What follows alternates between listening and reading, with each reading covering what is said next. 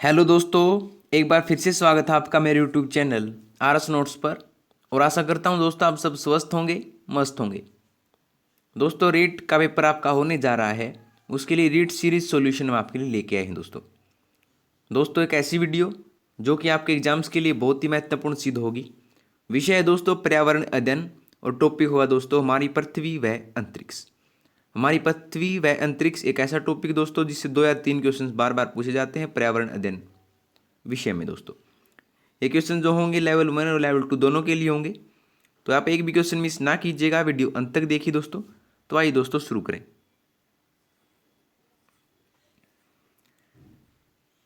पहला है सौर मंडल का केंद्र बिंदु कौन सा है। बिल्कुल आसान क्वेश्चन है दोस्तों। सौर मंडल का केंद्र बिंदु कौन सा है इनमें से? ऑप्शन हैं सूर्य, तारामंडल, आकाशगंगा या पृथ्वी।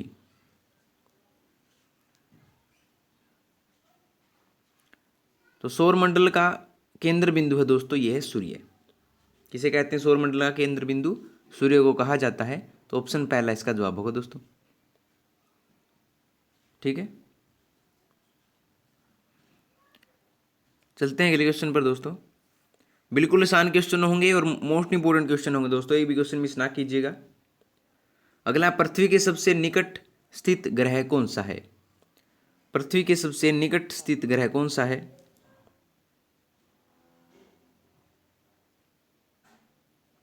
तो पृथ्वी के सबसे निकट स्थित ग्रह है दोस्तों यह है शुक्र। अगर सूर्य से पूछ ले सूर्य से है दोस्तों बुध, और पृथ्वी से पूछ ले तो है शुक्र। तो शुक्र ग्रह है वो पृथ्वी से लगभग 4 करोड़ किलोमीटर दूरी पर है, ये भी याद रखिए दोस्तों। ठीक है, अगर पृथ्वी से निकट ग्रह पूछ ले तो सूर्य होगा, अगर सूर्य से शुक्र होगा और सूर्य से पूछ ले तो बुध होगा दोस्तों। ठीक है, याद रखिएगा। चलते हैं अगले पर।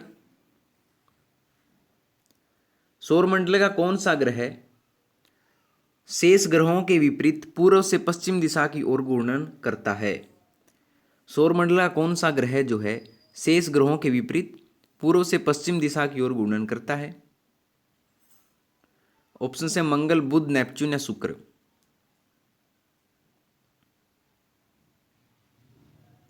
तो ये दोस्तों शुक्र, सौरमंडल का जो है शुक्र ग्रह जो है दोस्तों वो शेष ग्रहों के विपरीत पूर्व से पश्चिम दिशा की ओर घूर्णन करता है, याद रखिए दोस्तों। लेकिन और जो ग्रह हैं वो पश्चिम से पूर्व करते हैं, लेकिन जो शुक्र है वो पूर्व से पश्चिम दिशा की ओर घूर्णन करता है दोस्तों, याद रखिएगा।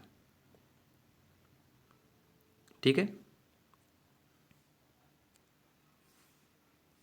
चलते हैं अगले पर।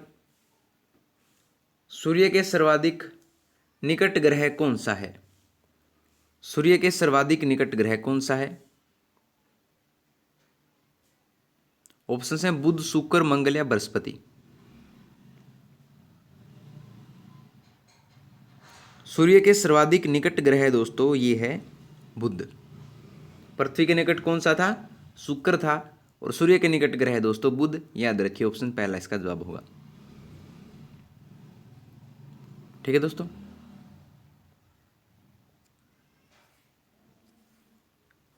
अगला देखिए। सौरमंडल के किस ग्रह का परिक्रमण काल जो है सूर्य के चारों ओर सबसे कम है? सौरमंडल के किस ग्रह का परिक्रमा काल जो है सूर्य के चारों ओर की बात कर रहे हैं, यानी परिक्रमण काल जो होता है जो सूर्य के चारों ओर होता है सबसे कम है? ऑप्शन हैं बुध, शुक्र, नेपच्यून या मंगल।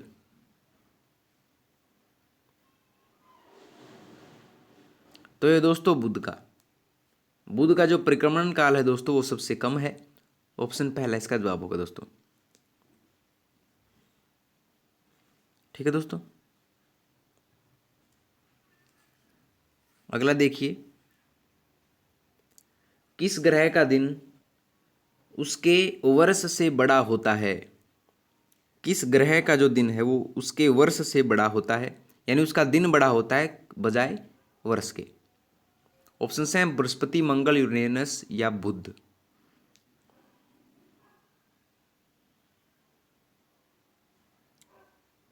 तो ये होता है दोस्तों बुध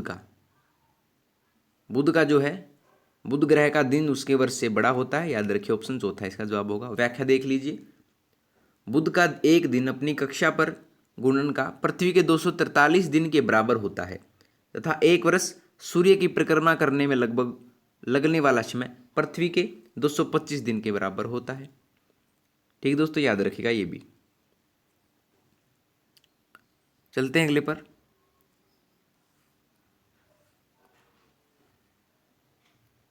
अगला, पृथ्वी सूर्य से बढ़ती हुई दूरी के हिसाब से कौन से नंबर का ग्रह है? पृथ्वी सूर्य से बढ़ती हुई दूरी के हिसाब से कौन से नंबर का ग्रह है? पहला, दूसरा, तीसरा, चौथा? तो पृथ्वी सूर्य से बढ़ती हुई दूरी के हिसाब से दोस्तों कैमा है, ये है तीसरा। सबसे पहले बुध आया, शुक्र, पृथ्वी, मंगल, बृहस्पति, शनि, अरुण और वरुण, इस क्रम में दोस्तों ये सूर्य से बढ़ती हुई दूरी के हिसाब से हैं। तो तीसरे नंबर पे है दोस्तों पृथ्वी, ऑप्शन तीसरा इसका जवाब होगा।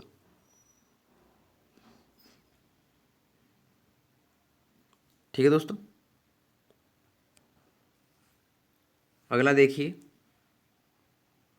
सौरमंडल का सबसे बड़ा ग्रह कौन सा है? सौरमंडल का सबसे बड़ा ग्रह कौन सा है? ऑप्शन है शनि, बृहस्पति, बुध या यूरेनस।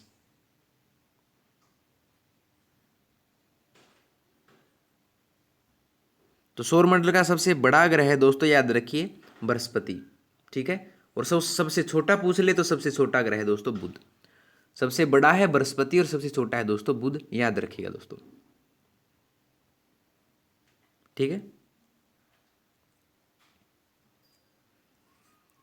अगला देखिए, किस ग्रह के चंद्रमाओं की संख्या सर्वाधिक है? किस ग्रह के चंद्रमाओं की संख्या सर्वाधिक है? ऑप्शन हैं शनि, बृहस्पति, नेपच्यून या मंगल।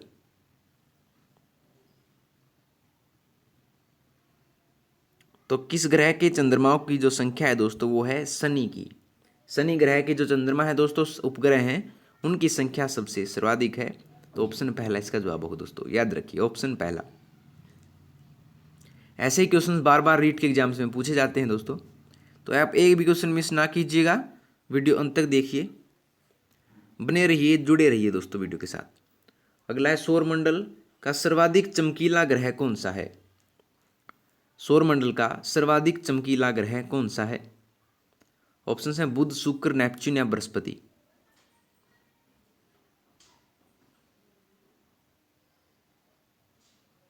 तो सौरमंडल का सर्वाधिक चमकीला ग्रह है दोस्तों, याद रखिएगा, ये है शुक्र। शुक्र जो है वो सौरमंडल का सर्वाधिक चमकीला ग्रह है दोस्तों, ऑप्शन दूसरा इसका जवाब होगा। ठीक है, अगला देखिए, सौर ऊर्जा जो पृथ्वी पर पहुंचती है उसे क्या कहते हैं? सौर ऊर्जा जो पृथ्वी पर पहुंचती है उसे क्या कहते हैं? ऑप्शन हैं विकिरित ऊर्जा, विकिरण, सूर्यताप या संचालन।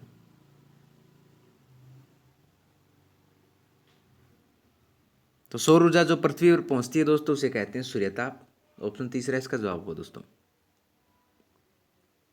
ठीक है,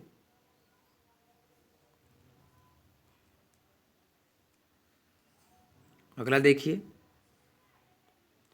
सूर्यताप को मापने की इकाई क्या है? सूर्यताप जो होता है दोस्तों उसको मापने की इकाई को क्या कहते हैं? ऑप्शन हैं लैंजली, केल्विन, फ्यूजन या फोटॉन। तो सूर्यताप को मापने की इकाई को कहते हैं दोस्तों लैंजली, ऑप्शन पहला इसका जवाब होगा दोस्तों। लैंजली जो है सूर्यताप को मापने की इकाई होती है। ठीक है,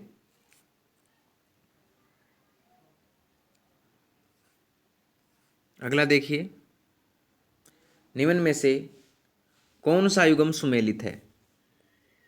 इनमें से जो है हमें ये बताना है कि कौन सा युग्म सुमेलित है। तीन जो गलत हैं दोस्तों, एक सही होगा। तो देखते हैं, मकर संक्रांति जो है ये 21 जून को आती है, बिल्कुल ठीक है दोस्तों। मकर संक्रांति 22 दिसंबर को, बिल्कुल ठीक है। वसंत व पतझड़ 21 मार्च व 23 सितंबर को, ये तीनों ही ठीक है दोस्तों। तो उपरोक्त सभी इसका जवाब होगा दोस्तों। तो उपरोक्त सभी युग्म जो है सही सुमेलित हैं, ऑप्शन फोर्थ इसका जवाब होगा। ठीक है।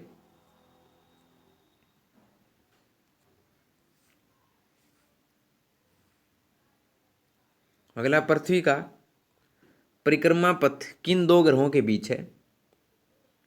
पृथ्वी का परिक्रमण पथ किन दो ग्रहों के बीच है? ऑप्शन है बुध व शुक्र, शुक्र एवं मंगल, शुक्र एवं बृहस्पति, या मंगल व बृहस्पति।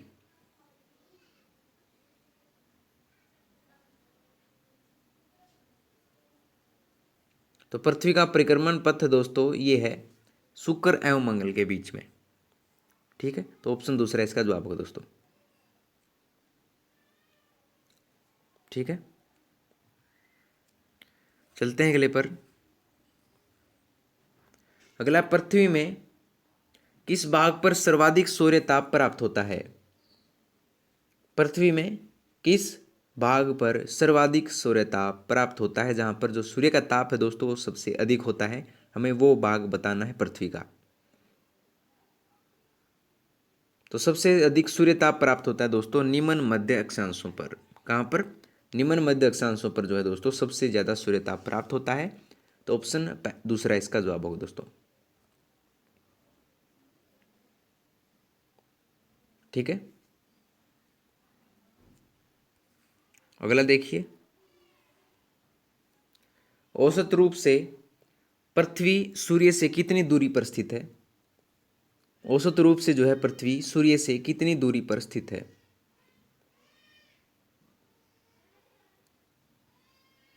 तो ये है दोस्तों 149 मिलियन किलोमीटर।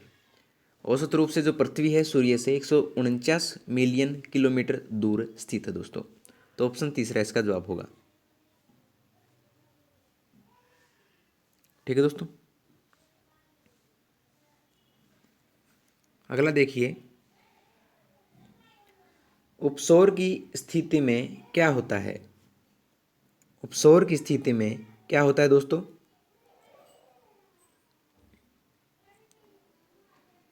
तो जो उपसौर होता है दोस्तों याद रखिएगा, उसमें जो पृथ्वी है वो सूर्य से निकटतम दूरी पर होती है। उपसौर में जो पृथ्वी है वो सूर्य से निकटतम दूरी पर होती है। तो ऑप्शन पहला इसका जवाब होगा दोस्तों। ठीक है,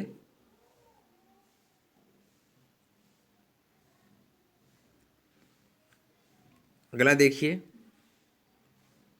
उपसौर की स्थिति में पृथ्वी सूर्य से कितनी दूरी पर होती है? हमें तो पता लग गया कि पृथ्वी सूर्य से निकटतम दूरी पर होती है उपसौर की स्थिति में, लेकिन उपसौर की स्थिति में पृथ्वी सूर्य से कितनी दूरी पर होती है?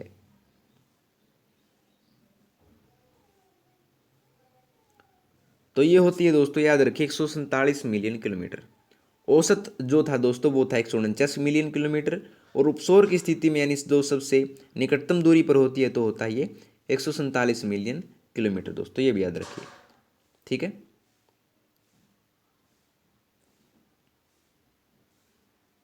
अगला देखिए,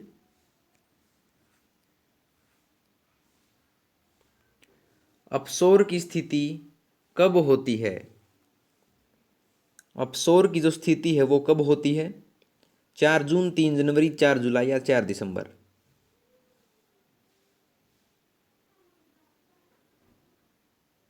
तो ये होती है दोस्तों 4 जुलाई को। अपसौर की जो स्थिति होती है वो 4 जुलाई को होती है। ऑप्शन तीसरा इसका जवाब होगा दोस्तों। ठीक है,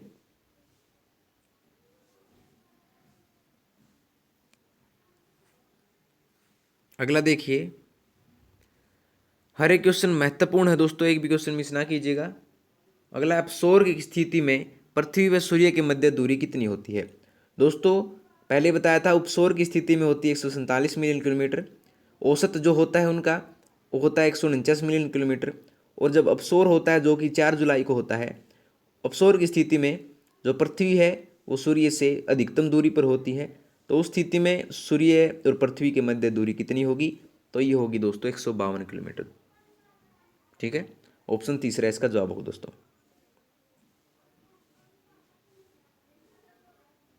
ठीक है दोस्तों, अगला देख लीजिए, जो उपसौर की स्थिति है वो कब होती है? उपसौर की जो स्थिति है दोस्तों, उपसौर की स्थिति होती है 4 जुलाई को, और उपसौर की स्थिति होती है दोस्तों 3 जनवरी को। याद रखिएगा दोस्तों, 3 जनवरी को जो है उपसौर की स्थिति होती है। ठीक है।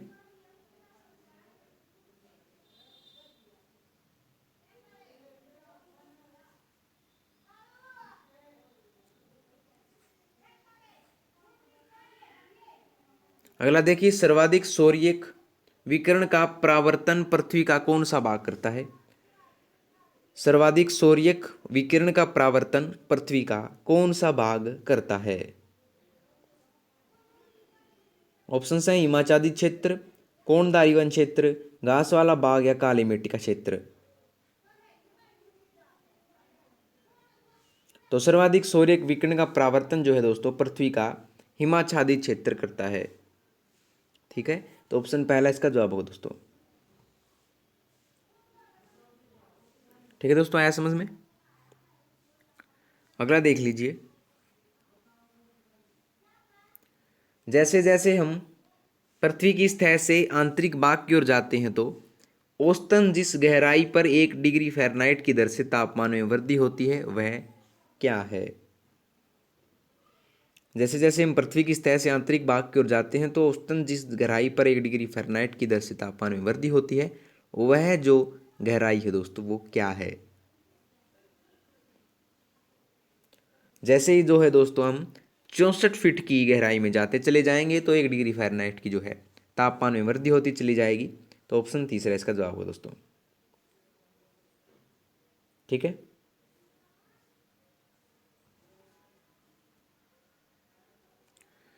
अगला देख लीजिए,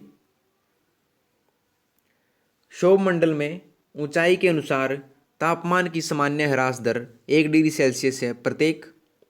तो सौरमंडल हमारा दोस्तों, उसमें ऊंचाई के अनुसार तापमान की सामान्य ह्रास दर 1 डिग्री सेल्सियस है। वो कितनी मीटर पर जो है 1 डिग्री सेल्सियस उसका ह्रास हो जाता है, वो कम हो जाती है तापमान उसका। तो ये हो जाती है दोस्तों 165 मीटर हेतु। जो ही हम सौरमंडल में ऊंचाई के अनुसार 165 मीटर हेतु जाते चले जाएंगे तो तापमान में 1 डिग्री सेल्सियस की जो है दोस्तों कमी होती चली जाएगी। तो ऑप्शन तीसरा इसका जवाब होगा दोस्तों।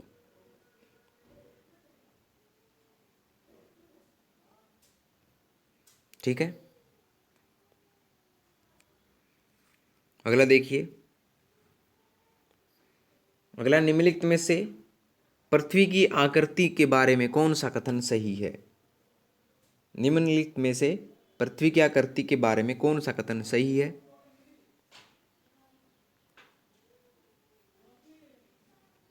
ये दोस्तों इसका आकार जो है वो चपटाकार गोले की तरह है।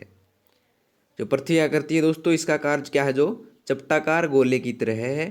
तो ऑप्शन पहला इसका जवाब होगा दोस्तों। ठीक है, बार बार पूछा गया क्वेश्चन है दोस्तों। अगला देखिए, समस्त पृथ्वी का औसत घनत्व कितना होता है? समस्त पृथ्वी का जो औसत घनत्व है दोस्तों वो कितना होता है?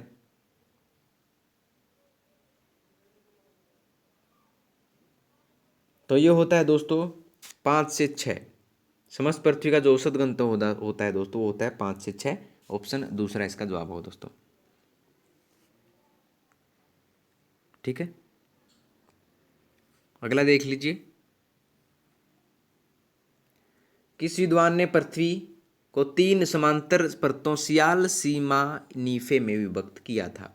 सियाल साइमा नीफे में विभक्त करने वाले विद्वान का नाम क्या है दोस्तों?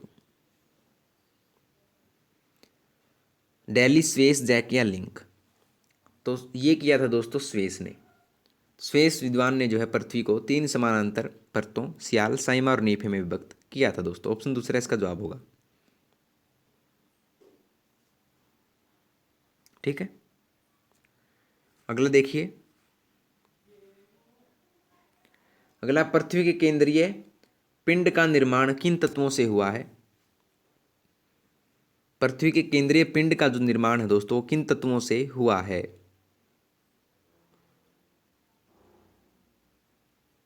तो ये हुआ है दोस्तों लोहा व निकल से। पृथ्वी का केंद्रीय भाग है दोस्तों जिसे नीफे कहा जाता है, उसका जो निर्माण है दोस्तों निकेल और लोहे से हुआ है दोस्तों। ऑप्शन दूसरा इसका जवाब होगा दोस्तों। ठीक है,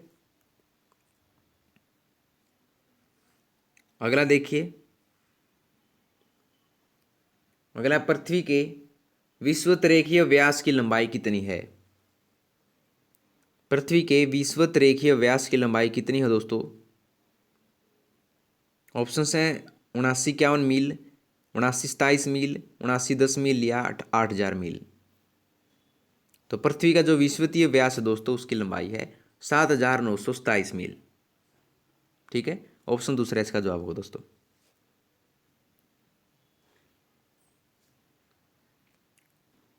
चलते हैं अगले पर। अगला, एक देशांतर की भूमध्य रेखा पर कितनी दूरी होती है? एक देशांतर की भूमध्य रेखा पर कितनी दूरी होती है दोस्तों?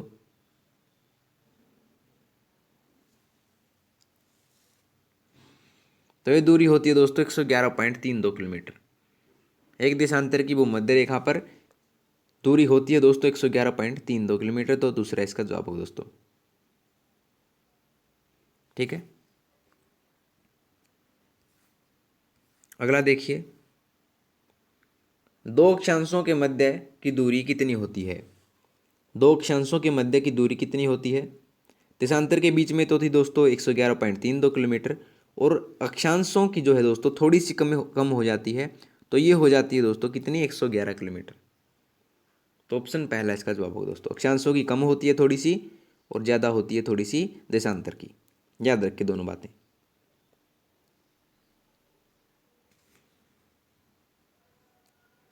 अगला देखिए। अगला, 0 डिग्री देशांतर रेखा कहलाती है। 0 डिग्री देशांतर रेखा किसे कहते हैं? तो ये कहते हैं दोस्तों ग्रीनविच रेखा को। ग्रीनविच रेखा को जो है कहते हैं 0 डिग्री देशांतर रेखा कहा जाता है दोस्तों। ठीक है,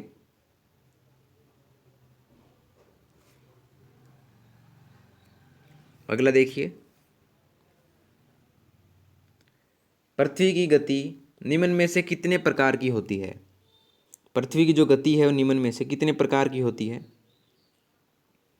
जो पृथ्वी है दोस्तों, एक तो सूर्य के चारों ओर चक्कर लगाती है, और एक ये अपने पथ पर चक्कर लगाती है। दो तरह से लगाती है दोस्तों, एक तो घूर्णन गति और एक परिक्रमण गति। तो उपरोक्त दो प्रकार की गति पृथ्वी द्वारा की जाती है दोस्तों। तो ऑप्शन तीसरा इसका जवाब होगा। ठीक है, अगला देखिए। पृथ्वी दिन किसे कहा जाता है? पृथ्वी दिन किसे कहा जाता है? तो पृथ्वी दिन कहा जाता है दोस्तों जब पृथ्वी जो अपने अक्ष पर घूर्णन करती है, तो उसे पृथ्वी दिन कहा जाता है दोस्तों। घूर्णन के समय काल को जो है पृथ्वी दिन कहा जाता है दोस्तों, याद रखिए। ठीक है, अगला देख लीजिए। ऋतुओं में परिवर्तन पृथ्वी की किस गति के कारण होता है? ऋतुओं में परिवर्तन जो है पृथ्वी की किस गति के कारण होता है?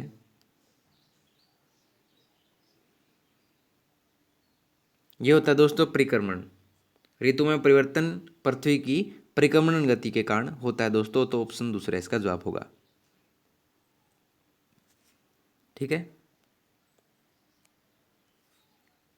चलते हैं अगले पर। दक्षिण ध्रुव के सूर्य की ओर झुके होने के कारण किस दिन मकर रेखा पर सूर्य की किरणें सीधी पड़ती हैं? दक्षिण ध्रुव के सूर्य की ओर झुके होने के कारण जो है किस दिन मकर रेखा पर सूर्य की किरणें सीधी पड़ती हैं? तो ये पड़ती हैं दोस्तों 22 दिसंबर को। तो ऑप्शन तीसरा इसका जवाब होगा। ठीक है, अगला देखिए। दक्षिण ध्रुव के सूर्य की ओर झुकने की अवस्था को निम्न में से क्या कहा जाता है? दक्षिण ध्रुव के सूर्य की ओर झुकने की अवस्था को निम्न में से क्या कहा जाता है? तो ये कहा जाता है दोस्तों दक्षिण अयनांत। दक्षिण अयनांत इसे कहा जाता है दोस्तों। तो ऑप्शन पहला इसका जवाब होगा। ठीक है, चलते हैं अगले पर। अगला है दोस्तों, सूर्य की सीधी किरणें विषुवत वर्त पर किस दिन पड़ती हैं? सूर्य की जो सीधी किरणें हैं दोस्तों, विषुवत वर्त पर किस दिन सीधी पड़ती हैं?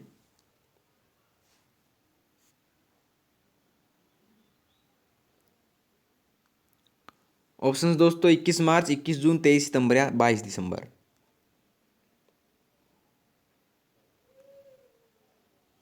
तो जो सूर्य की सीधी किरणें हैं दोस्तों, वो पड़ती हैं ऑप्शन 21 मार्च को और 23 सितंबर को।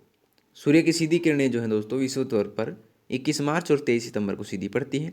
तो ऑप्शन तीसरा इसका जवाब होगा दोस्तों, ऑप्शन तीसरा। ठीक है, अगला देखिए, उपसौर व अपसौर की स्थिति किस कारण होती है? उपसौर व अपसौर की जो स्थिति है दोस्तों किस कारण से होती है?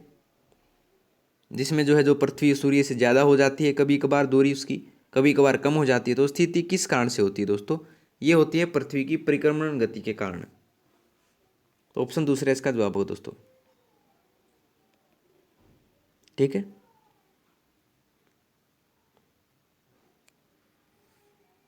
अगला देखिए, निम्न में से परिक्रमण गति का प्रभाव क्या है? निम्न में से परिक्रमण गति का प्रभाव क्या है?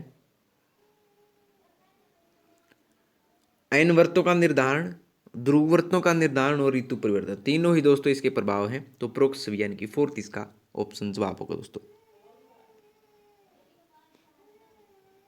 ठीक है,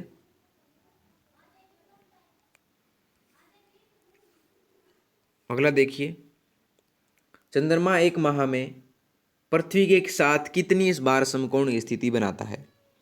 चंद्रमा एक माह में पृथ्वी के साथ कितनी बार समकोण की स्थिति बनाता है? तो ये बनाता है दोस्तों 2 बार। ऑप्शन दूसरा इसका जवाब होगा दोस्तों। ठीक है, अगला देखते हैं, सूर्य ग्रहण में अंधकार में काल अवधि औसतन कितने समय की होती है? सूर्य ग्रहण में अंधकार में काल अवधि औसतन कितने समय की होती है? तो ये होती है दोस्तों 2 मिनट की। सूर्य ग्रहण में अंधकार में काल अवधि औसतन 2 मिनट की होती है दोस्तों। तो ऑप्शन दूसरा इसका जवाब होगा। ठीक है, चलते हैं अगले पर। सूर्य ग्रहण के समय क्या होता है? सूर्य ग्रहण कब होता है दोस्तों? तो सूर्य ग्रहण तब होता है दोस्तों जब चंद्रमा जो है पृथ्वी एवं सूर्य के बीच आ जाता है, तो सूर्य ग्रहण होता है। तो ऑप्शन फोर्थ इसका जवाब होगा दोस्तों। जब चंद्रमा जो है पृथ्वी एवं सूर्य के मध्य आ जाता है तो सूर्य ग्रहण होता है। ठीक है, अगला देखिए, जब पृथ्वी सूर्य एवं चंद्रमा एक सीध में हो तो तथा पृथ्वी बीच में हो तो क्या होगा? जब पृथ्वी सूर्य एवं चंद्रमा के एक सीध में हो तथा पृथ्वी बीच में हो तो क्या होगा? तो ये होगा दोस्तों चंद्र ग्रहण।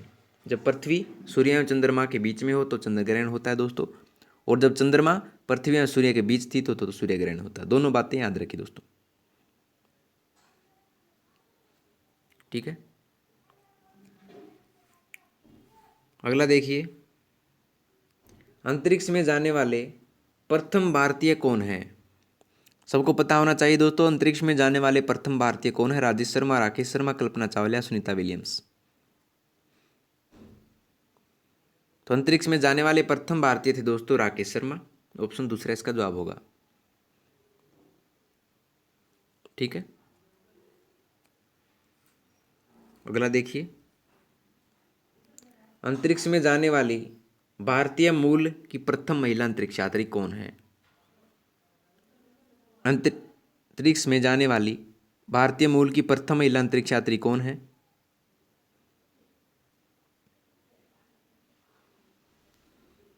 तो ये दोस्तों कल्पना चावला, ऑप्शन तीसरा इसका जवाब होगा। ठीक है।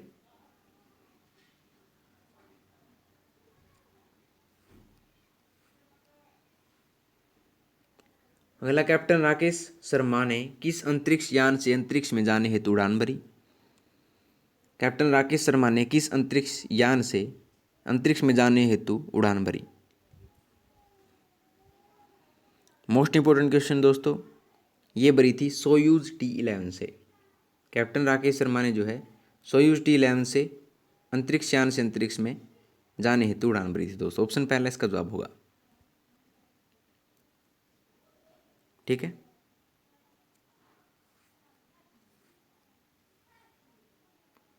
अगला, भारत सरकार द्वारा राकेश शर्मा को कौन से पुरस्कार से सम्मानित किया गया? भारत सरकार द्वारा राकेश शर्मा को कौन से पुरस्कार से सम्मानित किया गया? तो यह सम्मानित किया गया था दोस्तों अशोक चक्र से। अशोक चक्र से जो है दोस्तों भारत सरकार द्वारा राकेश शर्मा को सम्मानित किया गया था। तो ऑप्शन फोर्थ इसका जवाब होगा। ठीक है।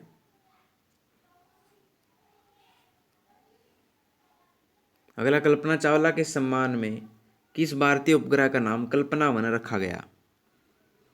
कल्पना चावला के सम्मान में जो है किस भारतीय उपग्रह का नाम कल्पना 1 रखा गया? तो रखा गया था दोस्तों मैटसेट 1 का। तो ऑप्शन पहला इसका जवाब होगा। ठीक है।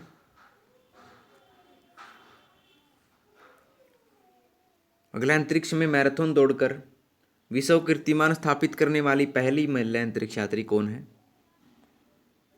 अंतरिक्ष में मैराथन दौड़कर विश्व कीर्तिमान स्थापित करने वाली पहली महिला अंतरिक्ष यात्री कौन है दोस्तों? तो ये दोस्तों याद रखिए सुनीता विलियम्स। ऑप्शन तीसरा इसका जवाब होगा दोस्तों। ठीक है। तो लीजिए दोस्तों, आपकी वीडियो होती है यहाँ पर कंप्लीट। अगर आपको वीडियो पसंद आई हो तो वीडियो को लाइक शेयर और कमेंट करके जरूर बता दीजिएगा, और आरएस नोट्स चैनल को सब्सक्राइब भी कर लीजिएगा दोस्तों। तो मिलते हैं आपसे अगली वीडियो में नए और रोचक प्रश्नों के साथ। तब तक के लिए धन्यवाद दोस्तों।